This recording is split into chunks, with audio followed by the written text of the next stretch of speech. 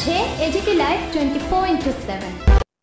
হ্যাঁ, এই ইস্যুটাকে কেন্দ্র করে ইতিমধ্যেই দেশব্যাপী শোরগোল শুরু হয়েছে যে সম্প্রতি দিল্লি পুলিশ,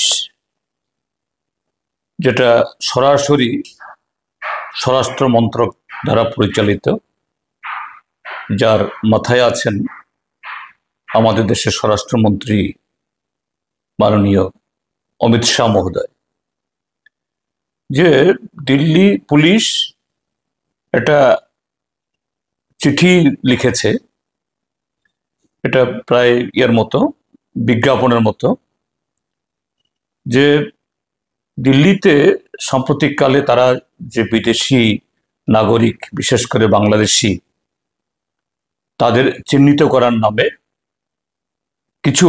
কয়েকজন বাংলাভাষীকে তারা আটক করেছেন এবং তাদের বয়ান রেকর্ড করেছেন। তো স্বাভাবিকভাবেই তারা বাংলাদেশি না ভারতীয়, পশ্চিমবাংলা, আসাম বা ত্রিপুরা রাজ্যের বাসিন্দা, আমি সে কথা বলছি না, কিন্তু দিল্লি পুলিশ যেভাবে বিষয়টাকে উত্থাপন করেছে, এটা অত্যন্ত আপত্তিজনক। তারা নিঃসন্দেহে বাংলাতেই তাদের বয়ান দিয়েছেন। এই আটক কয়েকজন ব্যক্তি লিখেছেন তারা বাংলাদেশি ভাষায় কথা বলেছেন। তো পৃথিবীতে বাংলাদেশি ভাষা নামে তো কোনো ভাষা নেই। বাংলা ভাষা আছে, বাংলা ভাষা, হ্যাঁ, বাংলাদেশেরও ভাষা, এবং আমাদের দেশের হিন্দির পরেই দ্বিতীয় যে বহুল সংখ্যক যে আমাদের দেশের নাগরিক, তাদের মাতৃভাষা,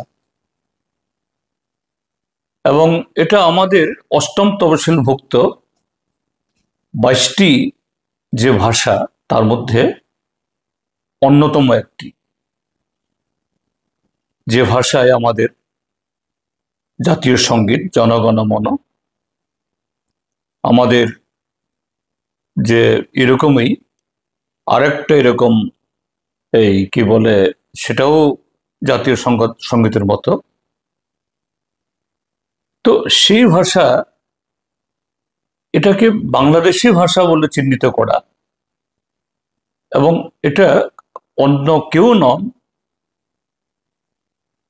দিল্লি পুলিশ দ্বারা, এটা অত্যন্ত আপত্তিকর এবং বাংলা ভাষার প্রতি একটা চরম অবমাননা। আর বাংলা ভাষা যেহেতু অষ্টম তফসিল অন্তর্ভুক্ত সংবিধানের, এটা সংবিধানের প্রতি অবজ্ঞা। আমি এর তীব্র নিন্দা জানাচ্ছি। কিন্তু এই বিষয়টা এর মধ্যে সীমাবদ্ধ না। কেন দিল্লি পুলিশ, এবং সাম্প্রতিককালে শুধু দিল্লি পুলিশ কেন, ভারতীয় জনতা পার্টি এবং তাদের শাসিত কিছু রাজ্যে বাংলা ভাষাভাষী, বাংলা ভাষা নিয়ে তারা এই জাতীয় একটা বিদ্বেষমূলক এরকম নানা ধরনের কার্যকলাপ, পদক্ষেপ তারা নিচ্ছেন। এটা আরএসএস, ভারতীয় জনতা পার্টির যে রাজনৈতিক দর্শন, এবং সেই দর্শন থেকে তারা আমাদের দেশকে হিন্দু রাষ্ট্রে পরিণত করতে চায়। হিন্দু রাষ্ট্র মানে হিন্দুদের রাষ্ট্র না।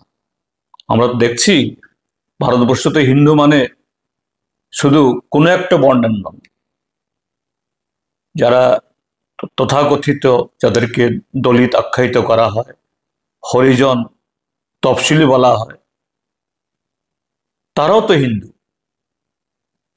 তাহলে সব হিন্দু, আমাদের দেশের সংবিধান অনুযায়ী সব নাগরিকের যেমন সমান অধিকার, সব হিন্দুরও সমান অধিকার থাকবে। তাহলে সব হিন্দুর তাদের মন্দিরে পুজো দেওয়ার, তাদের সর্বত্র ধর্মীয় যে অনুষ্ঠানে অংশগ্রহণ করার সমান সুযোগ থাকবে, এটা তো হচ্ছে না। তো এটাই হলো যে আরএসএস বিজেপির হিন্দু রাষ্ট্র, অর্থাৎ এতে হিন্দু ধর্ম যারা আমাদের দেশের এই মহন্ত বা এরকম যারা হিন্দু ধর্ম সম্পর্কে প্রচার করেছেন, স্বামী বিবেকানন্দ, সেই আইডিয়ার সাথে, সেই ভাবনার সাথে, সে আবেদনের সাথে আরএসএস এবং বিজেপির হিন্দু রাজত্বের বা এই হিন্দু সাম্রাজ্যের কোনো সম্পর্ক নেই। এবং তারা বলতে চাইছেন হিন্দু, হিন্দি, হিন্দুস্থান, ভারতবর্ষে তথাকথিত তাদের সে কতিপয় হিন্দুরা যারা হিন্দু শাস্ত্রের সাথে কোনো এবং তারা যে ভাষায় কথা বলেন হিন্দি, তারাই এই দেশে রাজত্ব করবেন, অন্যদের সে অধিকার নেই। হিন্দু, হিন্দি, হিন্দুস্থান, এইভাবেই এই দেশটাকে তারা ভাগ করতে চাইছে। এখন সে আক্রমণটা বাংলা ভাষাভাষীর উপরে নেমে আসছে। এখন এই যে এই ঘটনাগুলি চলছে, তার যে বহুমুখী আগামী দিন এই ঘোরতর সমস্যা তৈরি করবে, আমি দু চারটা উদাহরণ আমি দিচ্ছি। উত্তর ভারতে আমিও সাংসদ হিসাবে, পার্টির এই কর্মী হিসাবে দিল্লিতে থাকার এবং উত্তর ভারতের বিভিন্ন জায়গাতে ভ্রমণ করার সুযোগ আমার হয়েছে। বিভিন্ন সময়েতে কি অভিজ্ঞতা আমাদের হয়েছে, এমনকি এয়ারপোর্টে এই জাতীয় যে পরিবেশের এই ক্রীড়নক, তারাও সিআইএসএফ, সিআরপিএফ এবং সাধারণ মানুষের একটা ছোট্ট অংশের তরফ থেকে কি ব্যবহার, আমরা যারা উত্তর পূর্বাঞ্চলের মানুষ, মঙ্গোলয়েড, আমাদেরকে দেখলে ওরা বলে বাহাদুর, আপ কাহা সে আয়া, নেপাল সে আয়া। আমাদেরকে ব্যঙ্গ করা হয় চিঙ্কি, এই উত্তর পূর্বাঞ্চলের লোকদেরকে। এবং এটা সেই মানসিকতা যে হিন্দু, হিন্দি, হিন্দুস্তান, অর্থাৎ আমরা যারা মঙ্গোলয়েড, আমরা যেন ভারতীয় না। কাজে আমাদের সংস্কৃতি স্বাভাবিকভাবেই এ সম্পর্কে তারা অপরিচিত, এটাকে তারা ঠিক সেরকম ভাবে সম্মান দেন না। এক। দ্বিতীয়, এখন যে ধরনের মোভ চলছে এই ভারতীয় জনতা পার্টির শাসিত রাজ্য এবং আমাদের রাজধানী দিল্লি, এসব জায়গাগুলোতে, তো ত্রিপুরাজ্যে যারা বাঙালি, বাংলা ভাষাভাষী যারা, ত্রিপুরাজ্য থেকে বহু ছাত্রছাত্রী বিভিন্ন বিশ্ববিদ্যালয়, কলেজে পড়েন, উত্তর ভারতে চিকিৎসা এবং কাজের জন্য যান। তো তারাও সবাই পশ্চিমবাংলার মতো, অর্থাৎ যেটাকে বলা হয় কেলু বা বিশুদ্ধ বাংলায় কথা বলেন না। ত্রিপুরাজ্যে যারা এখানকার স্থায়ী বাসিন্দা, নাগরিক, এখানে অবিভক্ত পূর্ব পাকিস্তান, সেখানকার বিভিন্ন অঞ্চলের অ্যাকসেন্ট, তার এই ভাষাভাষীর লোক এখানে আসছেন, কাজে তাদের ভাষাতেও সে টান আসে। যেমন আমি বাঙালি না হলেও আমি দক্ষিণ ত্রিপুরা থেকে এসেছি। দক্ষিণ ত্রিপুরাতে আমার বাড়ি যে এলাকাতে, সেখানে নোয়াখালী অঞ্চলের লোকই বেশি, কিন্তু আমার ভাষাতে নোয়াখালী টান থাকে। আর আগরতলাতে দীর্ঘদিন থাকার সুবাদে এখানে কুমিল্লার লোক, কুমিল্লা এবং নোয়াখালীর মিশ্রণ হয়। কখনো কখনো কোনো কোনো শব্দ এই চাটগাঁয়া অর্থাৎ চিটাগাঙ্গের মানুষের, তাও আমরা ব্যবহার করি। আমাদের ঊনকোটি জেলা এবং এই উত্তর জেলা,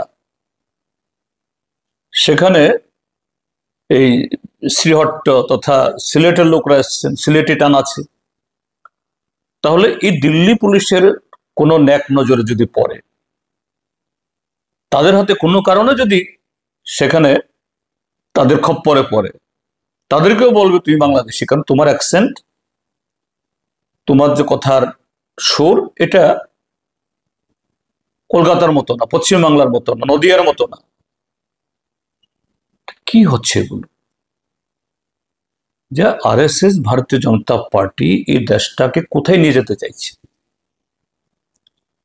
আমাদের দেশের অন্যতম সমৃদ্ধ রবীন্দ্রনাথের ভাষা, বঙ্কিমচন্দ্রের ভাষা, নজরুলের ভাষা, যে ভাষায় আমাদের জাতীয় সঙ্গীত রচিত হয়েছে, সে ভাষার প্রতি এত অপমান, সে ভাষাভাষীর উপরে এই জাতীয় কুৎসিত আচরণ।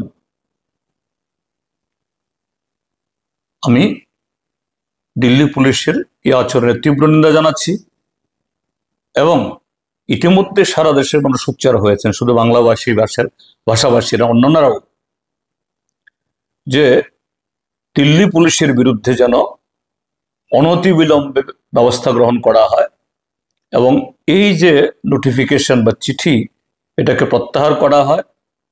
এবং শুধু বাংলা ভাষাভাষী না, এরকম অন্যান্য ভাষাভাষী, উত্তর পূর্বাঞ্চলের মানুষ যাদের ফিচার, তাদের চেহারার গঠন মঙ্গলেট, তাদের প্রতি এটা বিগত বহু বছর ধরে এই জাতীয় ব্যবহারগুলো হচ্ছে, এগুলো অবসানের জন্য